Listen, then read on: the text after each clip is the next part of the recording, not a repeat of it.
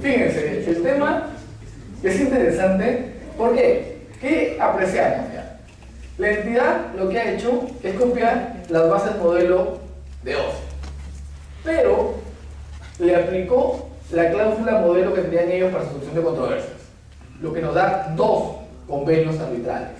Sin embargo, cuando leemos la primera parte, dice, ¿puedes volver a leer el primer convenio?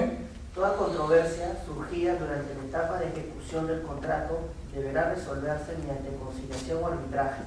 En caso que en las bases o el contrato no se incluya la cláusula correspondiente, se entenderá incorporada. Aquí. En caso que no se incluya. Ya se incluyó. Ya se incluyó. En el segundo párrafo está el convenio que ellos quieren. Ellos quieren el gobierno regional, bueno, que la sede sea el Colegio de Abogados de Ucayali. Claro, un poco hay que desmenuzar la cláusula para encontrar qué efectivamente quiere la entidad. Eso es lo que pasa, una vez más, cuando no se trabaja el tema con legal. Porque acá está bien, pues has copiado las bases generales, las bases estándar, y luego has puesto tu agregado. Pero estás creando un monstruo, Frankenstein. Al final uno tiene que interpretar trabajo de abogado, pero la idea es, en pleno conflicto, es bien complejo. Es bien complejo, sobre todo que en una sede tengo que irme a Ucayali y la otra me quedo en Lima. Pero ahora, sí. Como contratista a mí no me convendría. Y contraviene el principio de economía, incluso. Justamente esa es la segunda pregunta que voy a hacer. ¿Es válido que una entidad me ponga como sede su localidad? ¿Qué piensan? Es arbitrario. ¿Es arbitraria? ¿Podría considerarse como una cláusula patológica? Mañana en el video vamos a hablar de cláusulas patológicas, y el sábado lo van a ver ustedes. ¿Podría considerarse así? Si el servicio, la obra, lo que fuera, se va a desarrollar allá, es muy lógico que si el servicio que se va de alguna manera se está poniendo como parte de lo que va a ser la relación, tiene sede en esa provincia, ¿no?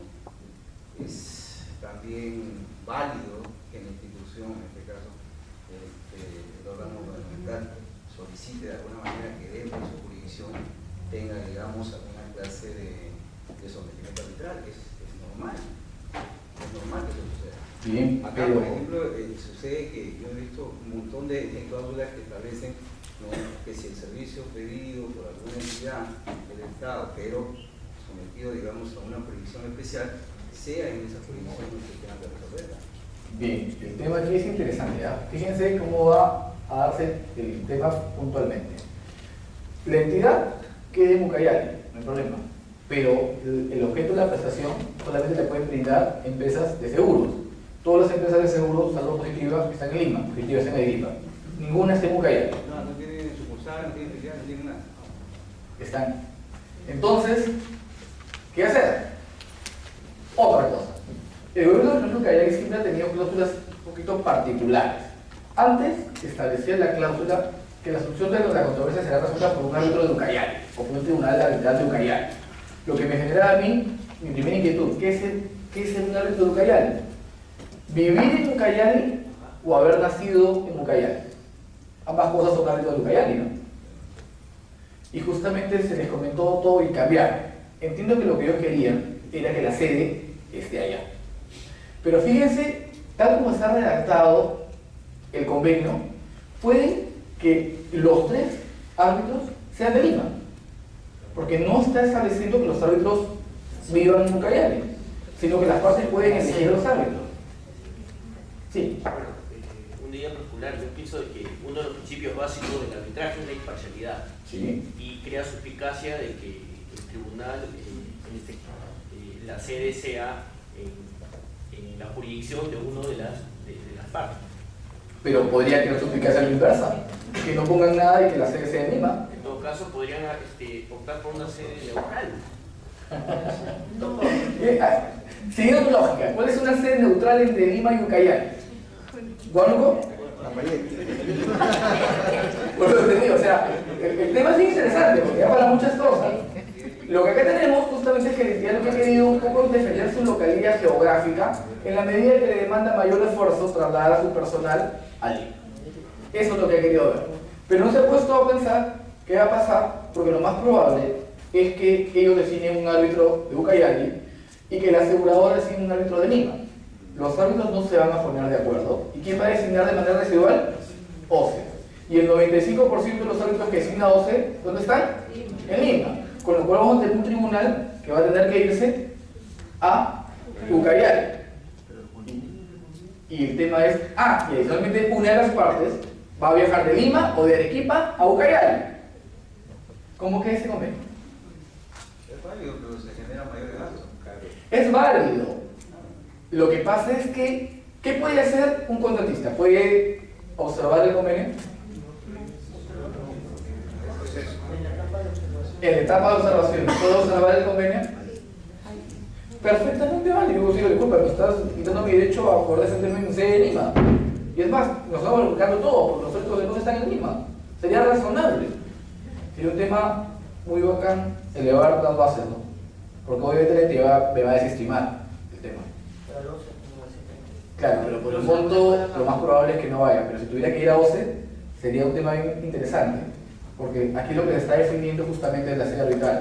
La entidad tiene razón en la medida que puede, es válido que pueda defender su localidad. Pero el problema es los inconvenientes que puede generar esa localidad. Es interesante. Ahí dentro de la evaluación de cláusulas patológicas. ¿Buen trabajo? Lo único que Sí. quería agregar, doctor, es que usted ha comentado que el 95% de las empresas personas, y es muy probable que la que tenga la buena pro sea una empresa de seguro domiciliaria en Lima. Y al ejecutarse o llevarse a cabo el convenio arbitral en la ciudad de Ucayali, ello generaría no solamente mayores sobrecostos, sino que a mi entender, conozco de contrataciones, un poco estarían vulnerando los principios de transparencia y ¿cómo se llama? El principio de libre competencia y concurrencia en los postores, ¿no? Porque ya no será tan atractivo para una empresa de seguros tener que ver toda esta parte sobre costos de designar su árbitro, asumir los costos que ocasionen su permanencia mientras sesiona en Ucayali, todos esos aspectos. No, está bien, es válido, porque yo no habría que ir entre las partes, porque me están obligando a irme allá. Pero válidamente también el gobierno me dice, pero tú eres la equidad cuando tengo que mandar a mi gente de Ucayali a Lima. O sea, es un tema bien interesante, ¿eh? Pero aquí se están contraviendo los principios de la corporación pública. Pero ¿dónde es el principio? ¿Libertad de concurrencia? Como varios, economía. Los principios se aplican sobre todo en la economía a la misma entidad. También a los postores en algunos casos. Bien, lo va haciendo, muchas gracias. Sí.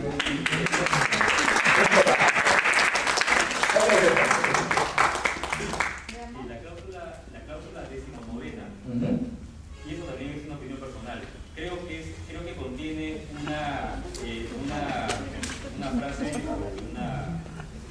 es inconstitucional, ¿no? Eso de que la empresa no podrá ceder a terceros por ningún concepto de derecho de cobranza, cuando el derecho de cobranza es un bien disponible. Eso viola, pues, transgrede la libertad de contratación. Yo puedo disponer de mis bienes como quiera y nadie me puede prohibir, menos el Estado, sobre un derecho que es disponible, imponerme esta prohibición. Entiendo que eso no... O sea, sobre el tema de que el cumplimiento de entrega, sí, pues porque ahí lo que hay, tiene que haber participación de las tres partes, o sea, del cedente, del cessionario y del cedido. Pero en el caso de la sección de derechos, Ya, ok. El tema viene un poco del lado que las entidades asumen que si yo entidad te tengo que pagar a ti, solamente te puedo pagar a ti. No le puedo pagar a Juan, a Pedro, no, a ti. ¿Por qué? Porque las entidades son de las pocas personas jurídicas que están debidamente supervisadas por SUNAT. Y muchas personas tienen deudas con SUNAT y le dicen, no me pagues a mí, págale a mi hermana. Y ese subroga mi rol de cobrador. Y eso es sacarle la vuelta a las manos. Y las entidades públicas justamente tienen un convenio. Todo el sistema está diseñado para que sea completamente monitoreado por el MEF. El CEAF con intervención con el CIAF y todo. Si yo tengo una deuda, SUNAT va a cobrar antes que yo. Y es más, yo he visto temas con árbitros que cuando salió el cheque de identidad tenían 200, es un deber personal. Bien difícil, pero entiendo que es un poco el criterio que asumen. Comparto contigo el criterio que no están restringiendo mi libertad, pero la regla después está en el contrato. Te escucho antes de pasar al segundo grupo. Nosotros hemos visto en la entidad de dinero donde yo laboro que se ha pensado poner esa cláusula y en algunos casos se ha colocado porque lo que sucede es que muchos contratistas tienen deudas contra terceros. ¿Ya? Entonces, para evitar que sean embargados, o suscriben contratos de fideicomiso. Eso quiere decir que el dinero ya no se le paga a la empresa, sino que se le paga al fideicomiso. Así es. El problema surge cuando, tratándose de contrato de ejecución de obras, las obras son intervenidas. ¿Ya? Ahí, ¿a quién tengo que pagar?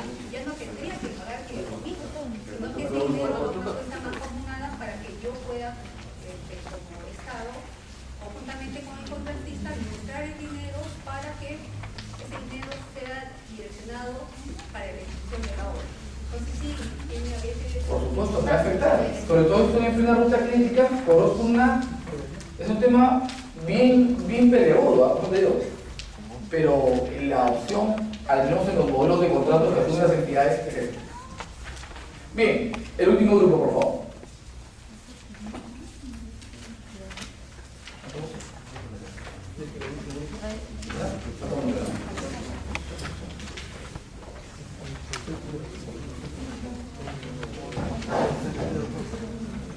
Bueno, caballeros, damas y caballeros, muy buenas noches.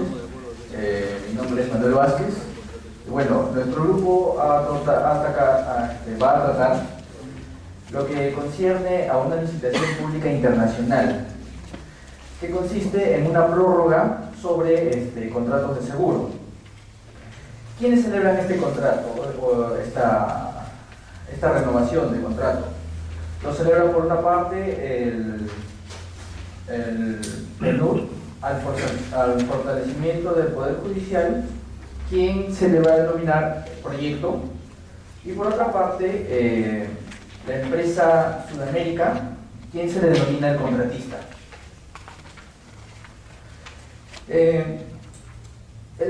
Como primera cláusula citan como base legal el Manual de Gestión de Proyectos de Ejecución Nacional.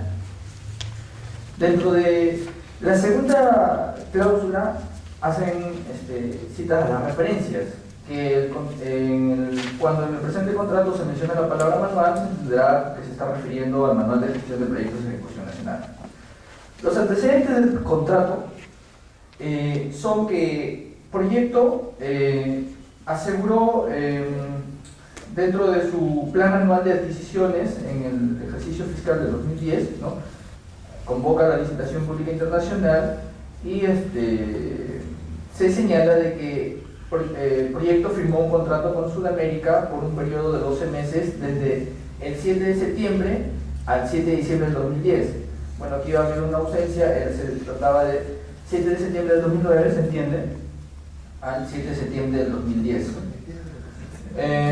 Bueno, se hizo un informe técnico con fecha 1 de julio de 2010 por la Gerencia de Administración y Finanzas. Bueno, disculpa que te interrumpa, estamos con la hora. Perfecto, entonces, solamente entra el convenio arbitral. Ah, perfecto. Bueno, en realidad el contrato tiene muchas controversias, tiene muchos puntos para discutir, especialmente en formalidades de contrato, que, bueno, lamentablemente... Pregunta para el grupo, ¿cuál es la base legal de ese contrato?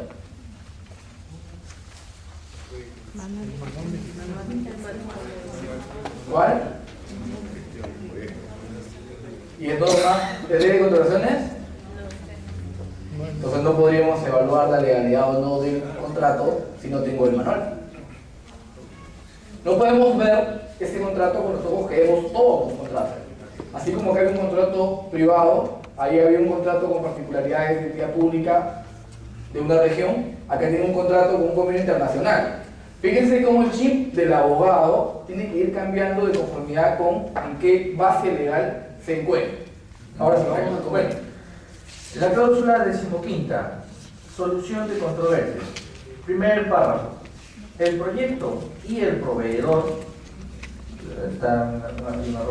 y el proveedor harán todo lo posible para resolver en forma amistosa, mediante negociaciones directas, los acuerdos o discrepancias que surjan entre ellos en relación al contrato. Segundo párrafo. Todo desacuerdo o controversia que no pueda ser resuelto amigablemente se resolverá mediante arbitraje de conciencia, según el reglamento y las normas de la Comisión de las Naciones Unidas para el Derecho Mercantil Internacional, denominada en inglés como United Nations Commission on International Trade Law. Dicho arbitraje será realizado en la ciudad de Lima, Perú, y en idioma español. Y el tercer y último párrafo. Las partes acatarán el laudo arbitral emitido con fallo definitivo de cualquier desacuerdo o controversia que no podrá ser observado ante el Poder Judicial. Bien, un dato. Aquí, en el primero, tiene tres elementos esta cláusula arbitral. En la primera, ¿en qué situación estamos? ¿Puedes volver a leerla? Sí, el proyecto y el proveedor harán todo lo posible para resolver en forma amistosa, mediante negociaciones directas, los desacuerdos o discrepancias que surjan entre ellos, en relación con el contrato. Bien, ¿en qué situación estamos?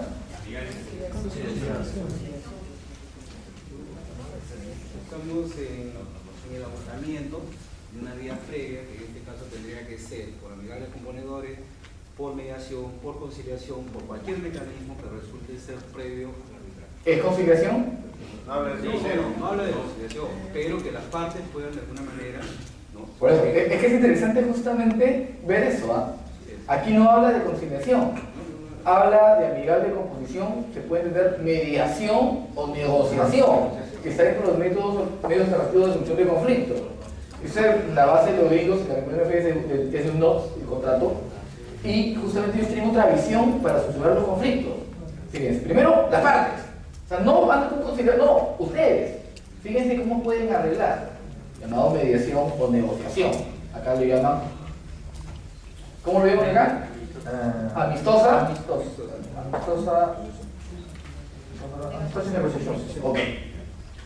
La siguiente posibilidad, ¿cuál es? El siguiente párrafo ya nos habla, dice, todo desacuerdo o controversia que no pueda ser resuelto amigablemente se resolverá mediante arbitraje de conciencia, según el reglamento de las normas de la Comisión de las Naciones Unidas para el Derecho Mercantil Internacional. Aquí.